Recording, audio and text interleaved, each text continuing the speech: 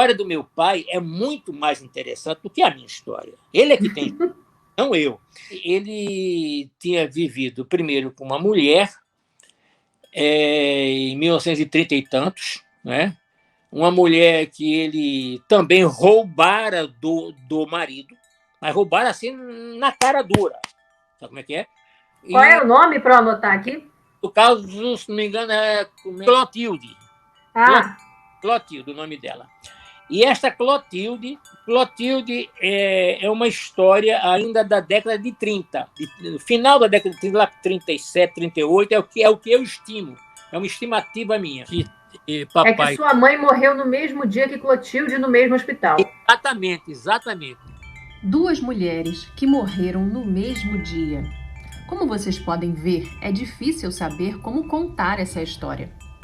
Eu posso ir por ordem cronológica dos acontecimentos ou na ordem como meu pai foi descobrindo as informações acerca de sua própria vida. Percebam que o rocambolesco da história é tão grande que eu continuo aqui falando com vocês e dando pouca voz a ele. Mas à medida que os primeiros nós desse novelo bem bolado forem se desfazendo, eu deixo ele contar as histórias sozinho.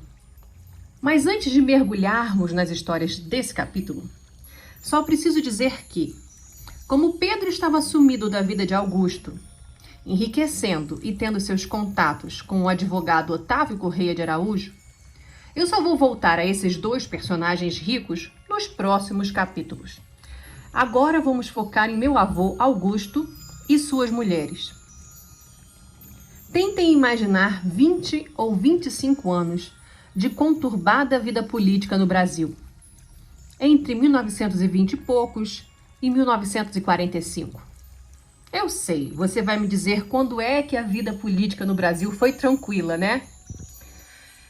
Mas na década de 20, tivemos os vários movimentos tenentistas contrários à oligarquia do café com leite, que ainda estava no poder. Era voto aberto, voto de cabresto, mulher não votava, analfabeto não votava, só São Paulo e Minas se revezavam no poder, aquilo tudo que vocês conhecem da escola mesmo. O tenentismo, contrário a tudo isso, foi do 18 do Forte, em Copacabana, passando pela Revolta de São Paulo de 1924, a famosa Coluna Prestes, que percorreu quilômetros em grande parte do país. O famoso Luiz Carlos Prestes, que ficou conhecido como Cavaleiro da Esperança, vejam que ele ainda era um militar e ainda não era comunista. Mas percorrer quilômetros nesse Brasil profundo vai mudá-lo bastante. E depois, na rebarba, ou coroando todos esses anos de contestação às oligarquias rurais, temos a dita Revolução de 30, que colocou Getúlio Vargas na presidência. De lá, ele só sai 15 anos depois. No meio do caminho, uma tentativa de revolução comunista fracassada em 1935, a intentona comunista, golpe do próprio Vargas para instalar uma ditadura que você certamente conhece pelo nome de Estado Novo, nazismo correndo solto pela Alemanha e a Alemanha iniciando a Segunda Guerra Mundial. Os primeiros 5 anos da década de 1940 foram de muitas mortes pelo mundo. Enfim, para quem nasceu em 1910, como Augusto, esses anos entre 1925 e 1945 é a formação desse jovem adulto periférico, analfabeto e pobre, mas filho de pai rico, sumido no mundo. Percebam que, pelo todo que eu citei, os militares estão em alta, ao menos em alta atividade. Não apenas por esse evento gigantesco e catastrófico que foi a Segunda Guerra Mundial, da qual o Brasil também participou, mas falo da atividade militar dentro do nosso próprio país. Muitos golpes ou tentativas de golpes, grandes marchas, revoltas, revolução. Uma alta atividade propriamente militar e muitas vezes política também dos militares. Percebam que desde a Guerra do Paraguai, de 1864 a 1870, olha quanto tempo, os militares estão no cangote da política de tempos em tempos. E meu avô Augusto estará sempre ligado às forças militares. Sempre. Sejam as forças policiais ou a do exército. Ele estará nas barbas do exército, literalmente. Mas não será um militar. Ele será barbeiro de oficiais e generais, indo de quartel em quartel, fazendo conhecimentos e amizades. Sobrevivendo. Ele começou a aprender a arte de barbeiro nesse município de Catende. Quando ele já estava próximo dos 20 anos, aí um sujeito que no livro, que nesse tal livro não, nessa tal brochura que eu fiz, que ele contou, alguém disse para ele: olha, rapaz, sai desse mundo aí, que esse mundo aí você já esgotou o que você podia conseguir aí, o que você podia aprender, o que você já aprendeu, você já é barbeiro, não sei o quê. Vem para o Recife, que lá está havendo uma mudança muito grande, está havendo uma revolução. Vamos para lá. É a tal Revolução de 1930, tá? Que ele vai para lá. Ele vai para Recife na cauda da Revolução, tá certo? Ele não se meteu em movimento revolucionário nenhum, nada. Apenas ele deslocou-se para o Recife. E aí, ele parece que vai ser barbeiro primeiramente na polícia em Recife. Acho que justamente lá, na polícia. E depois, não sei como, aí eu não sei bem direito, ele foi também depois para ser barbeiro do próprio Exército. Eu só sei que, quando foi se aproximando da Segunda Guerra Mundial, o Exército, aqui no Brasil, além de ter feito parte, mandando pracinha, juntamente formando a FEB, e a FEB foi para, no caso, a Europa, né, para combater lá, mas o Exército daqui do Brasil, até porque havia uma história verdadeira ou não, mas que aconteceu, de afundamento de muitos navios na costa, o Exército passou a ter instalações na costa, na própria areia de praia, ficava na própria areia de praia. E eu só sei que nesse movimento, onde oficiais também iam para esses lugares, onde tinha movimentação, papai na polícia se aproxima não sei como, e aí é convidado para ser barbeiro do próprio Exército, nestes lugares de praia, nestes lugares de acampamento militar de praia. E foi aí que ele passou a conhecer o general X, o general Y, o general Z, e começaram a gostar também muito dele, não sei o quê, porque ele era branco, tinha os olhos verdes, não sei o quê, e era um barbeiro já bom, né? E era um puxa-saco danado de grande, né? Nessa época, ele era barbeiro da alta oficialidade do Exército do Brasil. Ele era barbeiro de coronéis, ele citava o nome dos generais e dos coronéis que, em Recife, ele fazia a barba deles. E ele, papai, tinha orgulho, fazia a barba do coronel Bizarria Mamed, do coronel, do oficial Juarez Távora. Esses nomes ele falava lá em casa, eu me recordo. Então, ele tinha outros generais que ele falava, que ele fazia... Eu não sei por quê, talvez porque ele fosse um barbeiro branco, de olhos verdes, né? E aí ele conseguiu ia conseguindo do Exército várias coisas no Exército. Inclusive, a grande parte do material com o qual ele construiu essa pseudo-protocasa que eu falei lá no Córrego, com restos de demolições que o Exército fazia, não sei de onde, se era de edificações do próprio Exército. O fato de ter aqueles 2 grandes portões de ferro, que eu tanto falo, tijolos e muitas coisas de material, ele só tinha que gastar mesmo o dinheiro de alugar um caminhão para levar aquele material para aquele terreno onde ele tinha comprado, um terreno que ele comprou barato. E foi a partir desse material que o Exército cedeu a ele, não teve que gastar nada, a não ser a compra do terreno. E com essa rede de apoio armada por trás de si, Augusto terá uma coragem que seu porte físico sozinho não lhe permitiria. Para começar, ele gostava de mulher casada. Só por essa, você talvez esteja aí pensando mal dele. E olha que com o narrar dessa história não vão lhe faltar razões para isso, mas calma. Se você tiver ciência do machismo e da violência contra a mulher que vigoravam no Nordeste nas décadas de 1930 e 1940, e se tem até hoje, né? Imaginemos nas décadas de 30 e 40. Você vai ter o meu avô como o herói da história de Clotilde. Clotilde não é a minha avó. Clotilde foi a primeira mulher que ele tirou do marido.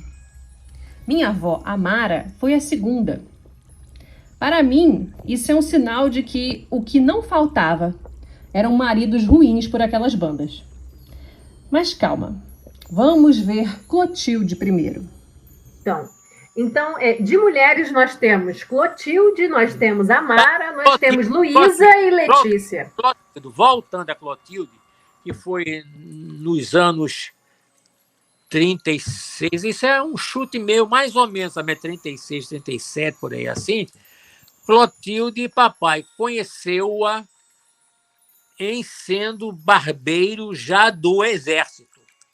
E na idas e vindas, não sei o quê, papai e os outros recrutas, ele como barbeiro e recrutas, comiam no bar aonde era de dona dessa senhora, Clotilde, e do esposo dela.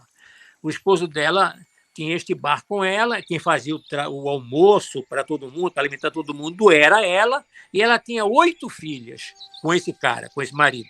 8 filhas. E esse cara gostava de galo, de briga de galo, e comprava e arrumava galo direitinho para poder brigar, etc. e tal.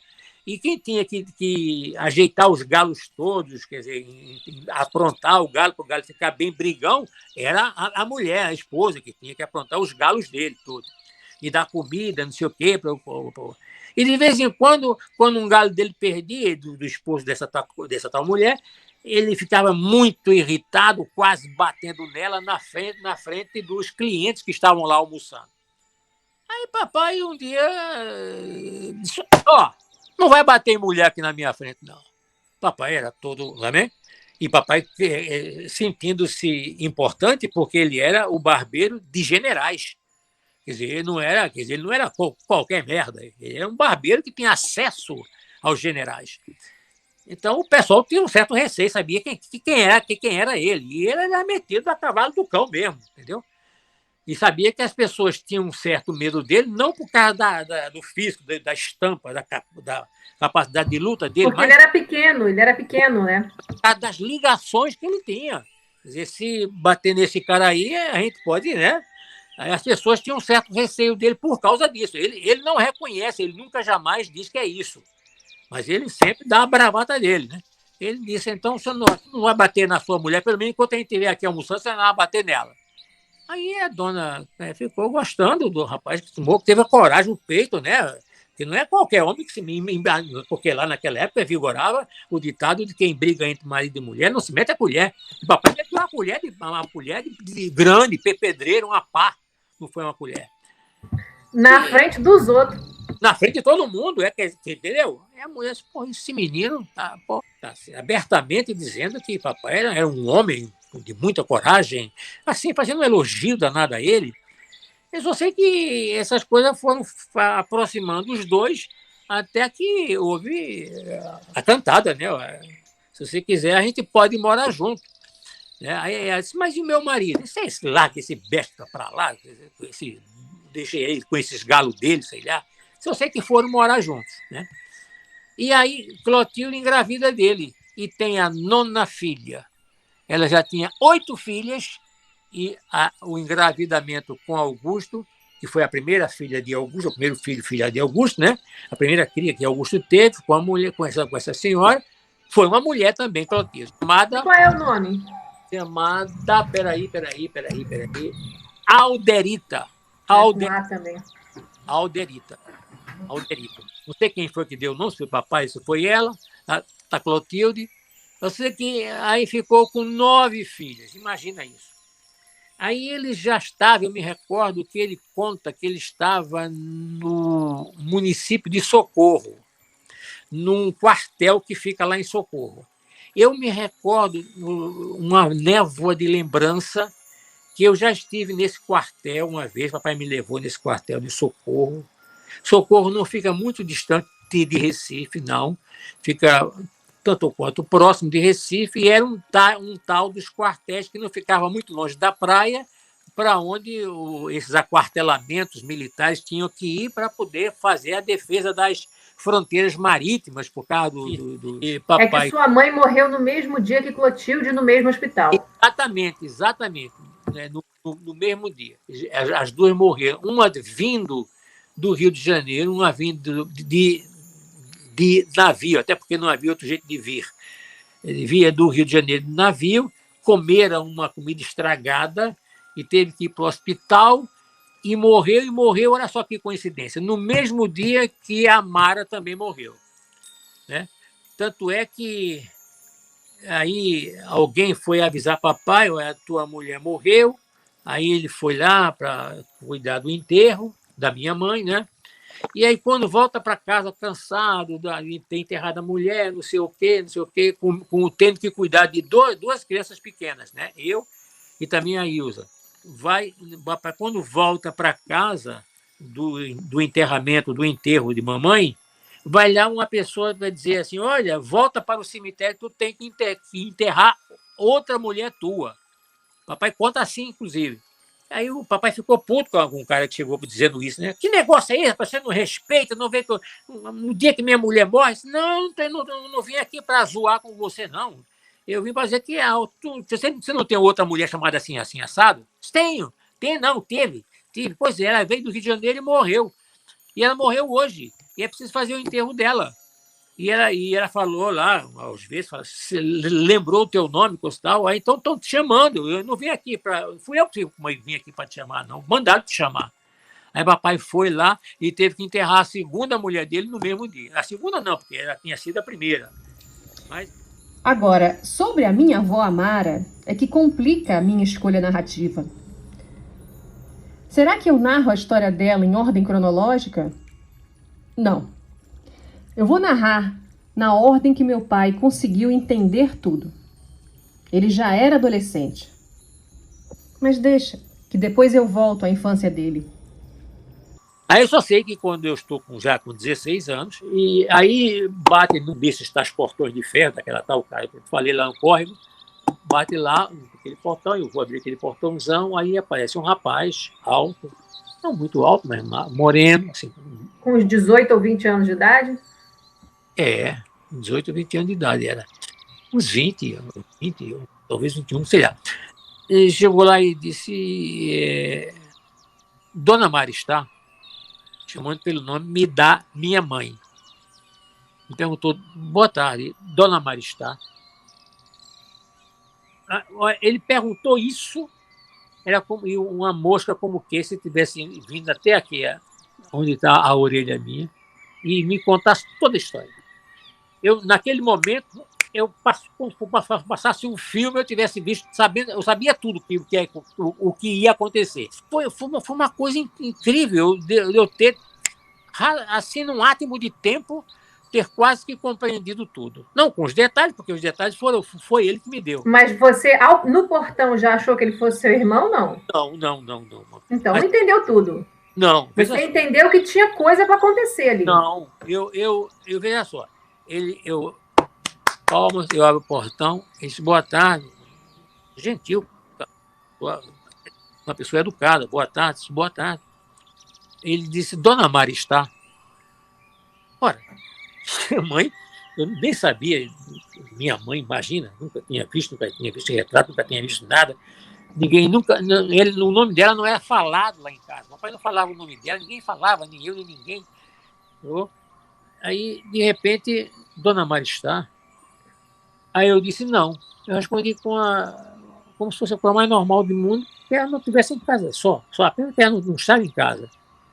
Ele disse, você é que é o Ayrton, né? Ele disse, sim, eu sou o Ayrton. Ele disse, você pode vir aqui comigo? Posso. Aí, não sei que ele andou assim, afastou-se até chegar a uma esquina, assim, um pouco distante lá de casa, e disse, me dá um abraço, que tu és meu irmão. Eu chorei. Um abraço, tal. Eu ainda hoje umedeço os olhos. Eu também estou quase chorando aqui. Me dá um abraço, que tu és meu irmão. Aí eu abracei, né? E, claro, eu fiquei abraçado com ele um bom tempo. Pois soltei assim, soltei os braços. Ele disse, mamãe não está em casa não, né? A nossa mãe não é mais viva não, né? Eu disse, você chegou há pouco perguntando se ela estava em casa. Sim, eu perguntei, mas veja, eu nunca vim aqui antes. Não sabia nem onde é que vocês moravam. Mas apareceu uma lavadeira lá em casa, dizendo que sabia que a mãe, não só a minha, porque tu também tem outros 2 irmãos, uma irmã e outro irmão. Depois eu vou te levar para apresentar eles. Chegou uma pessoa lá em casa na lavadeira dizendo que sabia que minha mãe não estava morta, ela estava viva, e que ela estava na companhia de teu pai. Né? É por isso que eu vim aqui. Eu penei para descobrir esse endereço, é um córrego, imagina. Penei para descobrir, e ele já era, no caso da Força Aérea, ele já era sargento da Força Aérea, uma coisa assim. Mas bem civil. Ele veio vestido de civil. Paisano, como a gente chamava. Vestido de paisano. E ele pegou, aí eu botei a mão na cabeça, né? Não sabia o que dizer, né? E ele é que tinha que falar. Ele é que contou essa história, que foi uma mulher que disse que tinha, sabia que a mamãe estava viva, e foi por causa disso que ele chegou até lá perguntando pelo nome dela. E você não sabia o que dizer, porque seu pai não falava nada dela mesmo, você estava viva, você estava morta, você não botava sua mão no fogo por ele, pelo que ele falava, né? Aí eu disse para ele, olha, eu não sei nada, não sei nada. Eu só sei que eu nunca vi minha mãe, eu nunca vi nem sequer retrato da minha mãe. Eu quase que fui um filho sem mãe. Eu só tive pai, né? E não sei da minha mãe, não sei. Quer dizer, a única coisa que eu sei é que lá de Caruaru, dona Didi dizia que ela chorava muito. Aí começou a chorar também, uma merda de um choro para lá, choro para cá, homens em Pernambuco, homem, né? Aí 2 homens, uma merda lá. Aí... Mas é porque, tadinho, a história deles 3 é a pior história. Aqui, imagina a história deles. Só sei que eu disse assim para ele, olha, eu não sei lhe dar uma resposta, quer dizer, segura de que ela esteja viva. Dentro daquele casa não está. Na minha casa não está e eu nunca a vi.